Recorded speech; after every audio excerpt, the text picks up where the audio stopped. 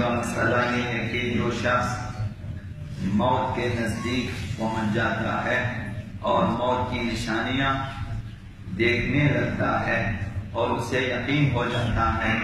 کہ اب عنقریب مرنے والا ہوں، تو وہ یہاں بھی بعض چیزوں کے سلسلے میں وصیت عرض بھی آپ کی خدمت میں، تو وہاں اگر کچھ اموال، کچھ جائیداد، کچھ پیسے، کچھ چیزیں اگر اس نے کسی جگہ چھپا رکھی ہیں اور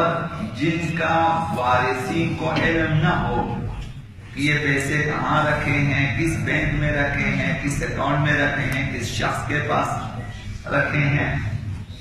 یا کہیں چھپا کر رکھ دیا ہے، اگر لا علمی کی وجہ سے ورثہ کی حق تلفی ہوتی ہو کہ بعد میں وارثین کو وہ پیسے نہیں ملیں گے، وہ جائیداد نہیں ملے گی اور ان کی حق تلفی ہوگی، یہ اگر معلوم ہے تو ضروری ہے کہ وہاں وارثین کو اطلاع دیں کہ فلاں فلاں اشخاص کے پاس ہمارے پیسے موجود ہیں، فلاں فلاں اشخاص کے پاس ہماری جائیداد موجود ہے، یا فلاں فلاں جگہوں پہ میں نے ایسی چیزیں چھپا کر رکھی ہیں کہ میرے بعد انہیں نکالیں، مثلا تمہارا حق ہے۔ اور یہ لازم نہیں کہ اپنے نابالغ بچوں کے لیے نگران مقرر کرے یا سرپرست مقرر کرے، لیکن اگر نگران مقرر نہ کرنے سے مال کے طرف ہونے کا سبب ہے، چھوٹے بچے ہیں ان کے اموال ضائع ہو جائیں گے اگر کوئی سرپرست نہ ہو، یا بچے ابھی تک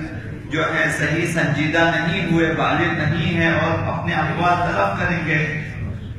یا پھر خود بچوں کے لیے نقصان کا خطرہ ہو کہ یہ بچے ضائع ہو جائیں گے یا گمراہ ہو جائیں گے، اس کا واجب ہے کہ یہ شخص اپنی موت سے پہلے ان بچوں کے لیے نگران اور سرپرست مقرر کرے کہ میرے بچوں کے لیے میرے بعد آپ سرپرستی کریں، مثلا بعض افراد کو دکھا دیں 1 یا 2 یا 3، اور اسی طرح بعض کو ان امور پر، اس وصیت پر یا اس اطلاع پر گواہ بھی کراتے ہیں۔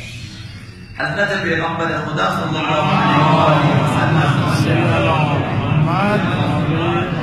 ارشاد فرماتے ہیں کہ المحروم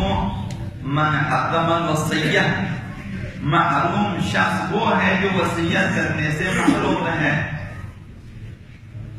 ایک شخص اگر وصیت کرنے سے محروم رہتا ہے تو در حقیقت محروم واقعی وہی شخص ہے۔ اب اگر آپ پوچھیں کہ محروم کیا ہے، ہر شخص کی نظر میں محروم کی ایک تعریف ہوتی ہے، ہر انسان کی نظر میں محرومیت کی ایک الگ تعریف ہے۔ بعض کی نظر میں مال کا زیادہ نہ ہونا محرومیت ہے کہ ہم مال و دولت سے، ثروت سے محروم ہیں، اور بعض کہیں گے کہ بیوی بچے نہیں ہیں ہم محروم ہیں، اور بعض کہیں گے کہ ہم بیمار ہیں، سلامتی نہیں ہے، یہ محرومیت ہے۔ لیکن مہم نقطہ یہ ہے کہ دنیاوی زندگی میں موت تک تلاش و کوشش سے محرومیت زدائی ممکن ہے۔ آپ کوشش کریں شادی بھی ہو سکے گی، کوشش کریں مال بھی آ جائے گا، اور کوشش کریں تو پھر بیوی بچے وغیرہ سب سلامتی بھی مل جائے گی، لیکن محروم واقعی پیغمبر اسلام کی نظر میں یہ چیزیں نہیں ہیں، مال کا نہ ہونا، صحت کا نہ ہونا، دولت کا نہ ہونا، حتی بچوں کا نہ ہونا، اگرچہ یہ چیزیں محرومیت ہے لیکن محرومیت واقعی یہ نہیں ہے۔ فرمایا کہ محروم واقعی وہ شخص ہے جو احکام خدا پر عمل میں غفلت کرے، خدائی احکام سے غافل ہے اور اپنے بعد کے لیے وصیت نہ کرے۔ اگر آپ تھوڑی دیر دقت کریں پھر محرومیت کا اندازہ ہو جائے گا۔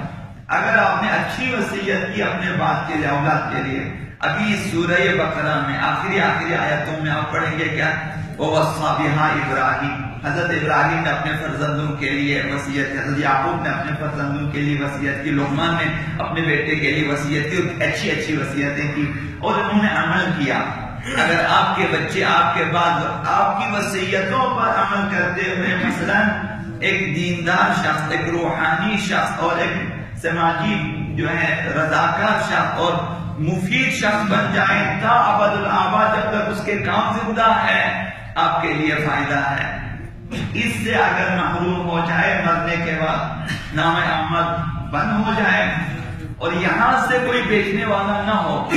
تو اولاد کے لیے وصیت کریں۔ محروم واقعی اس صورت میں کہ اگر وصیت نہ کرنے سے اولاد کی حق تلفی ہو گئی تو نہ صرف چند بچوں کی حق تلفی ہوگی، ان کے بچوں کی بھی حق تلفی ہوگی، ان کے بچوں کی بھی حق تلفی ہوگی۔ ایک جائیداد سے ایک کو محروم کیا، اس کی نسل محروم رہے گی، وہ جائیداد جائے گی غلط افراد کے پاس۔ تو قیامت کے دن دیکھیں گے کہ بہت ساری محرومیت ہے، اس کے لیے اس حق تلفی کی وجہ سے، وصیت نہ کرنے کی وجہ سے اور نہ بتانے کی وجہ سے۔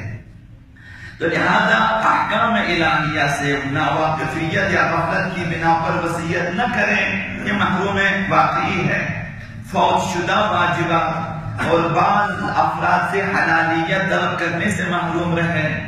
کہ بعض افراد سے اجازت دینی ہے حلالیت کہ مجھے بخش دیں، محروم رہے، انسان چلا جائے اور اس کے بعد اگر وہ شخص نہ بخشے اسے، یہ محروم ہے۔ یا ان کے لیے کم از کم وصیت کریں کہ فلاں فلاں اشخاص سے میرے لیے حلالیت طلب کریں کہ میرے بعد میں اپنی زندگی میں نہیں کر سکا،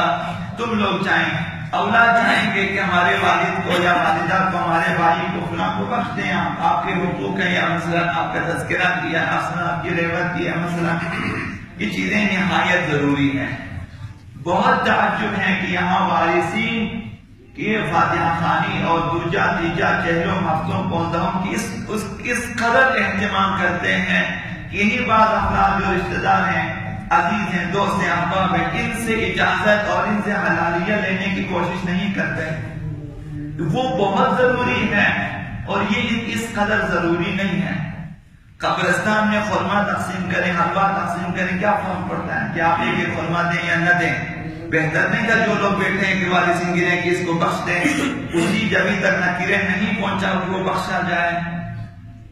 تو لہذا اگر ان چیزوں سے غافل رہیں تو انسان محروم ہو جاتا ہے، یا اپنے قرضوں کی نسبت یا اپنے قرضے دوسروں کے اوپر ہیں، وہ اگر وارثین کو نہ ملے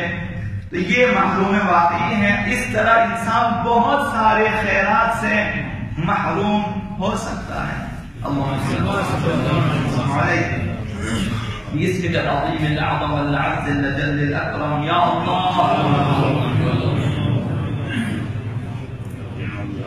يا الله يا رحمن يا رحيم يا مقلب القلوب ثبت قلوبنا على دينك اللهم نور قلوبنا يا الله وبيض وجوهنا يا الله واهلك أعداءنا يا الله واشف مرضانا يا الله وآمن كل بلائنا يا الله واغفر ذنوبنا يا الله واستر عيوبنا يا الله